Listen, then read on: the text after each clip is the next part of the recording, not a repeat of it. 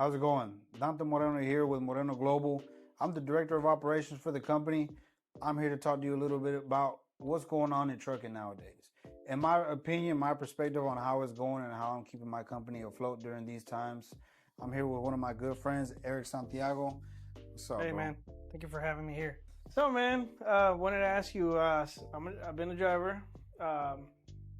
How is it for a business owner? You know, whenever you come down to breakdowns, whenever you got to deal with issues with drivers, brokers, a handful of things as a business owner. We want to hear your side. I think that's the hardest part that some of these drivers fail to understand. You know, if you already have issues as one truck, imagine, Correct. you break down your one solo truck, you had to figure it out. Whenever we started growing into having multiple trucks, it's real tedious, and that's whenever you go into, what you're buying, even as repairs, and what you want to leave inside the truck, something that can help one of these guys. But Right. it's one of the, I guess, some of the things that go unseen. And, people think that, oh, you got a lot of money, all this, but they fail to see how much stuff actually goes into maintenance. Because just last year, we have, I think, about $40,000 in just repairs. Imagine, what else that money could go towards, but a lot of people don't see that, how much we truly spend. That's true. I think that's one thing that as a driver I learned, man. I think, honestly, man, I carry a bag. It's tools. harder when you figure it out versus a company owner, they have to figure it out.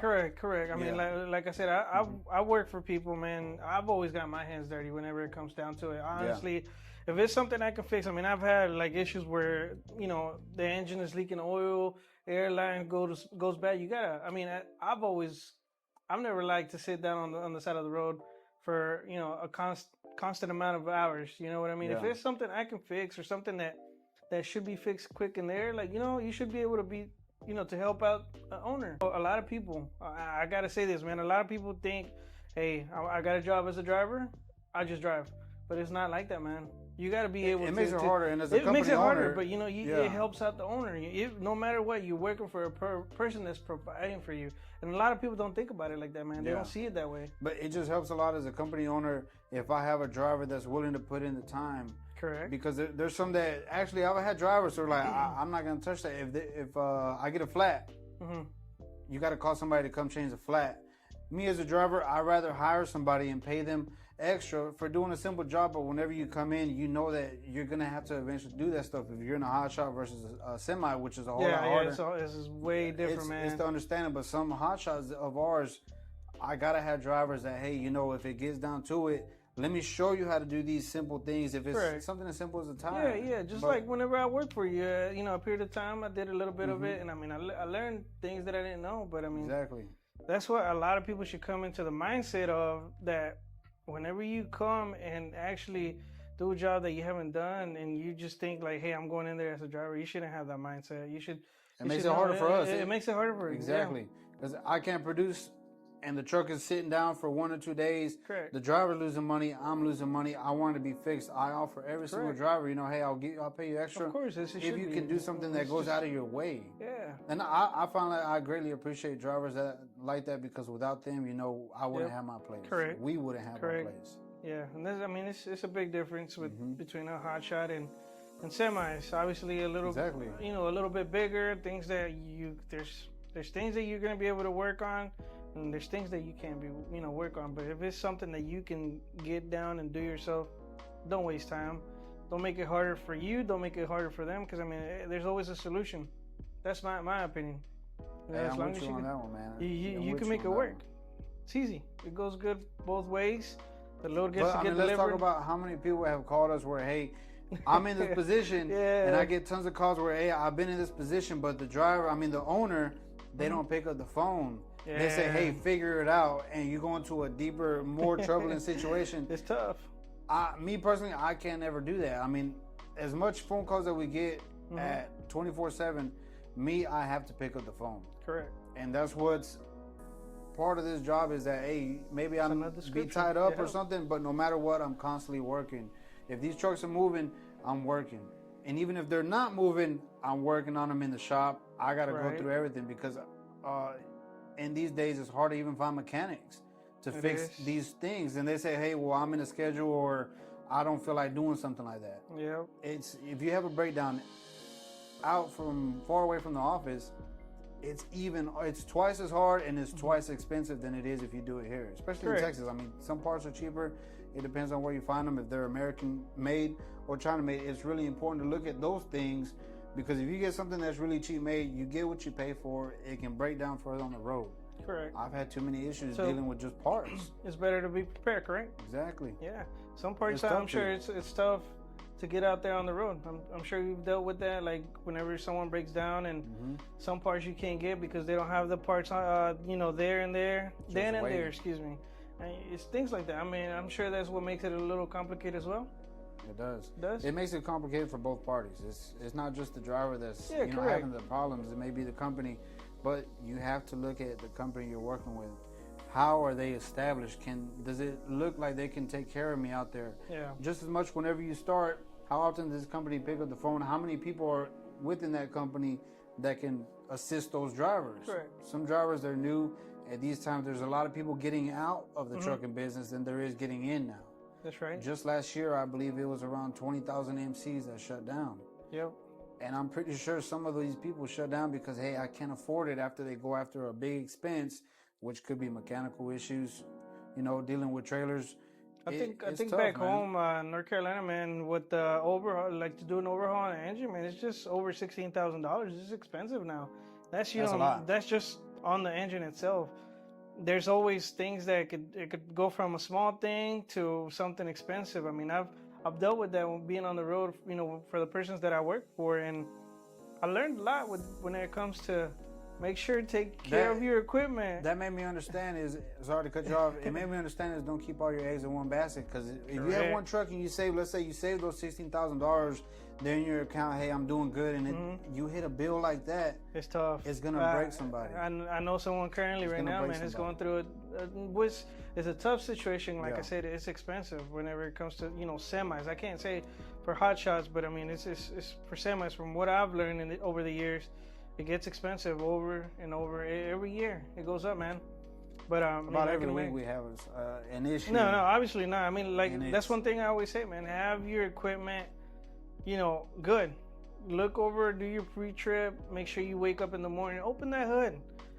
Don't waste your time. But I mean, there's a lot of drivers that do that, bro. But there's also a lot of drivers that I'm just gonna drive and not check anything. I've had those. See, that's the thing. That's what I'm saying. Man, don't do that.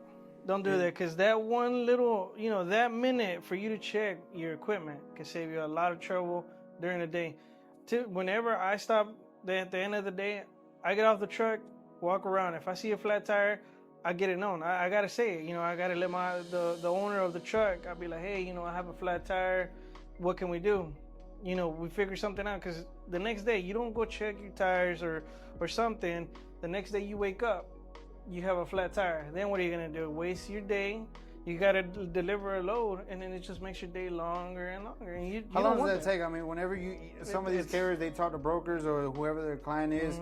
They're like, oh, how long is it going to take for to get this truck working? I need that truck moving. I need it moving. They will call you. It's not that simple. We're like, hey, okay, I broke down 2 minutes down the road. Somebody's going to fix my problem. There's places. It's about 5 phone calls, different locations. Hey, okay, I need to go here. Obviously, if you're on the side of the road, you're not just going to go to the one that's closest. You're going to want to shop around and see, hey, what's not going to break my bank for a tire? $1,000+ for a tire, it's ridiculous. It's expensive. I've gotten those invoices, man, and it sucks. You can't let them tell you. Well, I mean, obviously they have a price, right? You don't have no other option and stuff like that. But man, you got to look at your options. You really do, because it gets expensive on the road, especially sitting on the side of the road. It gets expensive, really expensive. Exactly, man. But I greatly appreciate every single driver that is out there on the road right now. Yep. The ones that actually do their job how it's supposed to be, not going out of your way every single time, but somebody with the company that shows appreciation, it goes a long way. Correct. But also as a driver, you go in, find out how that company treats you. If you find issues on that truck and you're not comfortable driving and the company's like, oh, just go, that's whenever it's time to, okay, I need to start looking at different options for companies, because I'm with somebody that could risk, my CDL or put me on the side of the road for 10 hours. Maybe you don't want to be with companies like that.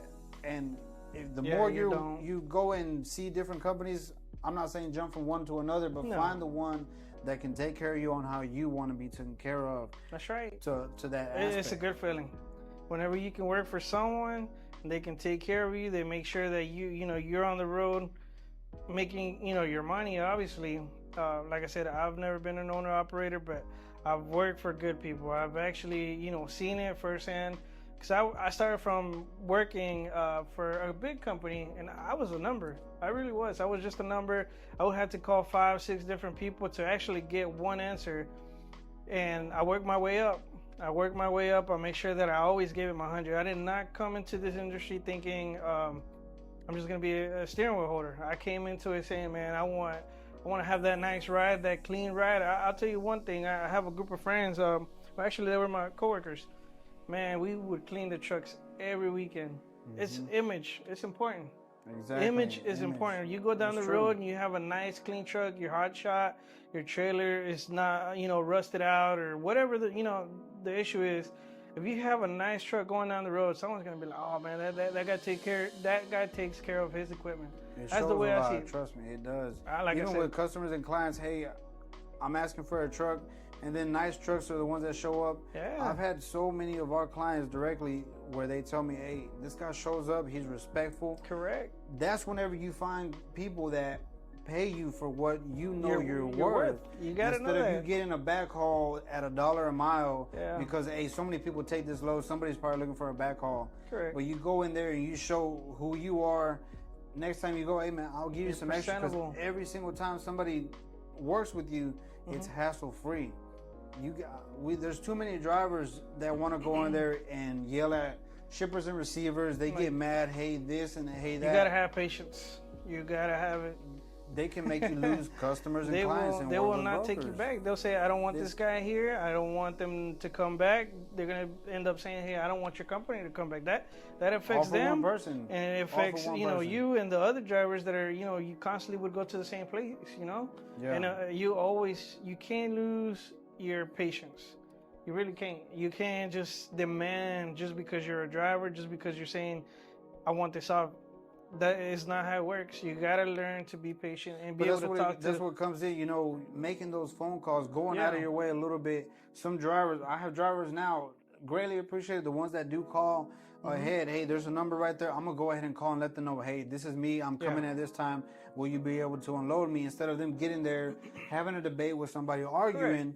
And then it starts representing bad on the company. Yeah. Hey, those drivers that come in and want to argue, I'm completely not too upset with saying, hey, stay away from us. Yeah. You want to come in here and dictate how you run things? It's not how it goes. Our rules are very simple. Image is a big thing. Respect and communication are another big concept of managing this company, Moreno Global. Yeah. If you can't do those two simple things, it's tough for me to say, hey, come on with us. There's always room to grow. You starting as a driver, then you go into getting bonuses where we've offered more than bonuses. Just last year, we paid over $10,000 in bonuses. Passing inspection, something that they're supposed to do. Yeah. But hey, you double check and make sure that you're taking care of the equipment to represent the image of the company. Correct. I have no problem spending that money. Oh, yeah. None at all. That's good. And I think another thing I want to talk about, communication. Mm-hmm. That's a big thing, correct? When it comes to the driver to a broker to a dispatcher. I think what I've seen now working for Moreno Global, being a logistics coordinator, you gotta have communications with the driver, as same as with the broker, in my opinion, because where I see it, a lot of it. Whenever you don't communicate with the carriers, whenever you don't communicate with the brokers, it makes it tough. They're going to be like, well, the communication is not there. So they're going to be like, I don't know if I really want to use them again. Yeah. Right? So I think that's what I'm saying. Communication is a big part. Patience is a big part. Taking care of your equipment is a big part. Make sure everything you use, everything you walk around your truck, if you see a light that's out, if you see a tire is kind of low, don't be But even those small details. Yeah, it's little things. To cut you off. Those small details. If you're working with one of your clients or a broker, let them know like, hey, I had a light out. I'm gonna be a little bit behind. But as long as you let it be known, because they'll be like, hey, thanks for the update. I'll let my customer know. There will be a small delay. Let me know whenever it's fixed. And another really important thing is if you have a simple app. Use timestamp. Correct. Let them know where you're at, the time that it happened. Yep. I was doing my pre-trip. This came, this issue. Whatever. I'm dealing with this issue right quick. I'm gonna handle it. I'll let you know when I'm done, and then you're back on the road. Most of them track you either way, but they want to know why you stop so much. Yeah, because they will call the logistics coordinator in a heartbeat. They'll be like, "Hey, why like this? I think this past week I had where he was like, "Hey, why is this guy still at the truck stop this long?" You know, wondering what's going on. If something happened, did he break down? Why are communicating? But I was like, "Hey, the issue was I think he was trying to print out a paper or BOL so he could deliver." Yeah. Those are little things that, as a driver. Most of those, they can only get them faxed. They can only get them faxed. Yeah. And it makes it an issue. Some places, they could have something where they can print it out themselves, whatever the problem is. But, just remember, you got to communicate. It's very, very important. Those little details, trust me. It goes a long way. A long way. A long way. A long way with working with somebody, building your relationship. Correct. You want that extra money, you want to get what you deserve, give that A1 service where I'm different. Let them know that, hey, I'm different than these other people. I won't just pick it up and you'll talk to me when I get there, or I'll get there when I get there. I've had carriers that, why are you calling me? Yeah. I need an update because, brokers trying to call you and I'm trying to, get a hold of you as well. And you're just like, hey, I don't pick up. Well, he should be tracking me. Exactly. He came to ask, why'd you turn your tracking off? Or why are you in the same spot? He wants to know. These are just updates. This is the process prior to booking a load with one of them. They need updates. If you don't give them one, then they're going to get upset. They're going to call the dispatcher then to try to reach the driver. If the driver gets bothered by it, hey, what are you doing? This is a dedicated shipment. Are you out picking something else? I've had tons of those emails and I go back, hey, no, this driver's not doing that. Is he not answering you? I will get a hold of him and I'll make sure tracking is activated. Yeah. But those things, even as drivers, hey, what's going on? I've had drivers not call me until the next day and say, oh, well, I blew a tire as soon as I left, so I just stayed here till the next day. Correct. I'm like, let me know. Don't think that you're going to bother me. Let me know that these things are happening. Yeah, because that way, whenever we communicate with, the brokers, it makes it much easier because you could be the driver and just not care, say, I'll fix it, whatever. But at the end of the day, they're going to end up calling you. They're going to call, hey, what's going on? And guess who gets chewed out? The person that's getting the load for you. And you really Carriers, don't want that. Trust me, we are in a representation of you. If you have a dispatch company, we represent you. If you let your dispatcher know, and then you can, as a carrier, you can also call the broker. Right. Hey, I let my dispatcher know. Did he advise you what's going on? Because if they're blowing you up after you told your dispatcher, then your dispatcher's not doing their job. Then a carrier's like, hey, I need to look for somebody else. I'm doing my part, but you're not. Are you a little bit too busy to take on my account? Dispatchers, you can't just say, what's going on? You're going to have to give an explanation. Correct. But that's really important. Whenever you have dispatchers, let them know, hey, what do you need for me to work with you? Because I want to grow my business and represent it in a positive way. Yeah. You don't want no company with no freight guards, tons of out of services. They don't. They that's going to represent all the dispatcher as well. You can't just.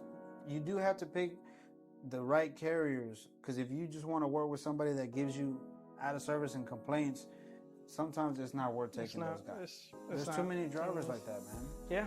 Look for companies that's going to take care of you. Don't just go. See what they represent. I mean, exactly. Them, if it's not with us, go find your options. I mean, we let everybody know that comes through these doors. This is how we work. If you choose to accept it, okay, hey, I have a position for you. Know that these are our regulations. There's DOT. Yep. And then there's us. Correct. As strict as they are, I have my father that goes through this. I go through this book. I talk with it with my brother. Mm-hmm. It's things that in there that you probably would never think of that, hey, it could put you at risk. And that's whenever I get to the point of me saying, look at the companies that you choose to work with. Because as us, we're strict. I'm not going to say that, hey, I'm the easiest company to work with. We are strict. Because I have worked my ass off to take care of it. And that's, you always got to look into things like that because they work hard and, they do it. They don't just do it just because. They do it because they have built something that is, big, established. That it's growing, and that's the good thing. I'm happy for y'all guys. I really appreciate it, man. There's a lot of people that ain't. There's a lot of people that ain't, and they envy, or it just gets them upset seeing us in the first. Some things that they even say about us is, hey, they're lying, they're scamming, toward what? Or that we're giving fake numbers. We can show you guys, we truly work our ass off. How often do you see me out on vacation, and how often do you see me in the office? Yeah, it's if you're out there taking vacations constantly and you have a company, that's a person that doesn't. And don't pick up the phone like, hey, I got issues going on. You want someone to be there, honestly, like to be able to communicate. Someone that's moving you. Don't just go for someone. Hey, they're doing this, they're doing that, and they're really not there. I've seen it happen before, man. Exactly. Where people just, I'll take care of you, but they really don't. I've seen it, man.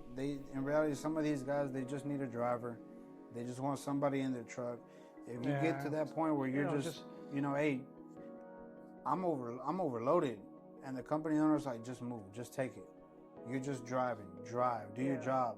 I get tons of calls where people are like, hey, this is where I came from. I'm hoping you're not this way. I said, trust me, I'm here to protect my company, and I'm here to make sure that you come back home the way you came to our office. Every time these drivers walk through those doors, I want to see them come back, with the equipment, with them at 100%. Them ready. They may be tired, but they're there. They're not damaged. Hey, I'm not just going to send a truck out there with faulty equipment just because I need to make quick money. I got into the business with my father knowing that this ain't quick money. A lot of people need to understand that. Don't get into trucking thinking that the first minute, day, week is going to save you. Trucking won't save you unless you put in the time. And that's what people say. I'm going to get into trucking. It's going to save my life. It's going to make your life a bit hell to start off with. But if you put in the time, the effort, the dedication, it can. And a lot of people just want to get in here. The first 6 months is, hey, trucking is crap. I'm going to go talk to the next person about trucking. Don't get into it. It was horrible for me. Okay, it was horrible for you. I get it, but it's not the end of the world whenever you get into a truck. It's not working out. It's who you work with. Do your research, guys. Don't just jump into a truck. Hey, I'm in it now. No, just jump into a truck and do your research at who you're working with. It's a key factor in trucking. Correct. You get somebody that wants to do his shortcuts, that company is not for you. That company is not for you. Companies that don't pay you, if you did your job, they don't pay you. Hey, get out of it. Is what you have to do is to get out. If you're with a company that doesn't represent itself in a good way, in a positive way to the trucking game, get out. Correct. That's right. Get out. I do want to ask a question, man. I see a lot of good energy here. So what is the next step that y'all are wanting to take as Moreno Global? I think our next biggest step is probably into getting a little bit working on, like these podcasts, getting our name out known to a different... another level, a different level. How do I put this? A different fan base. Because right now we are more popular in the Latino community. Correct. We want to start going after everybody else, different aspects of, maybe even getting for oversized loads. I think that's really something that we want to tackle on. I mean, oversized freight, I see it every day. And whenever they're on the low boards, even if they're on there's clients that have called me, hey, I need this moved. I don't care what it is, I just need it moved. Yep. I want to get in it without saying, hey, I can't handle stuff like that. I want to get into a different... Something. Yeah, a whole different chapter in Moreno Global. Game, correct. Because as of now, just last month, we've opened up our own brokerage. And congratulations, just by the way. starting. I appreciate it, man. It was tough, but hey, we got there. You made it happen, man. That's we got that's there. what Moreno Global does. They make it happen. And honestly, I mean, there's tough, always, though, man. I think, another thing that I like in the trucking industry that I've learned, there's always going to be good and bad. It takes time to get to the good whenever you come from the bad, or, like you're working your way up.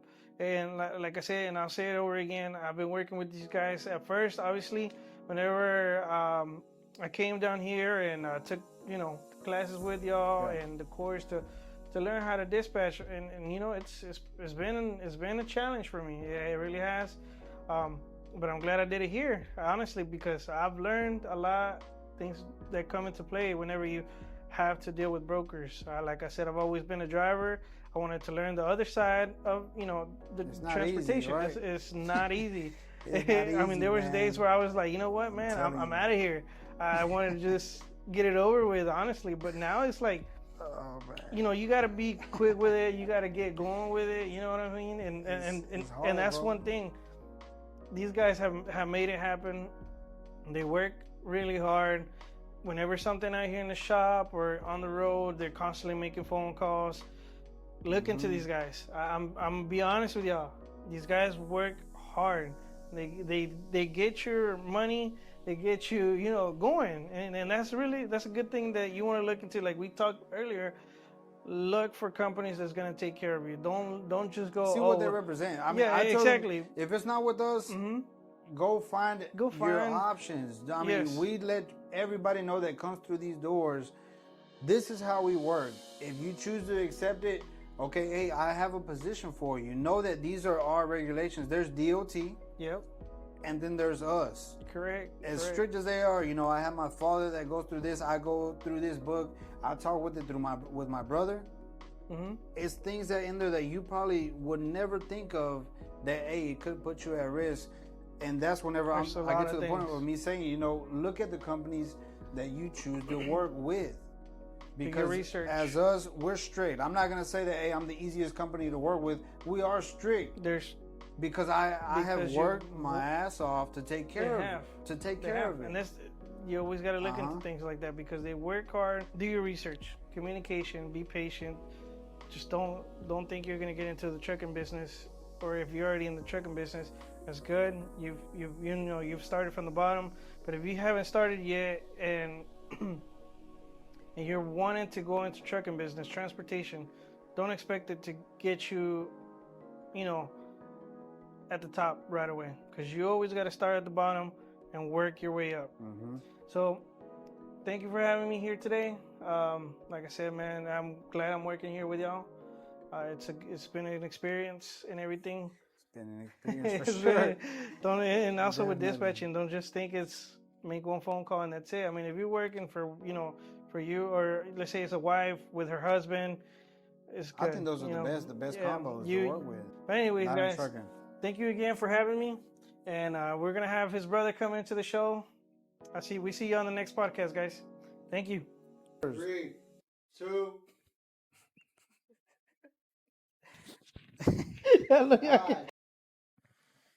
Good morning.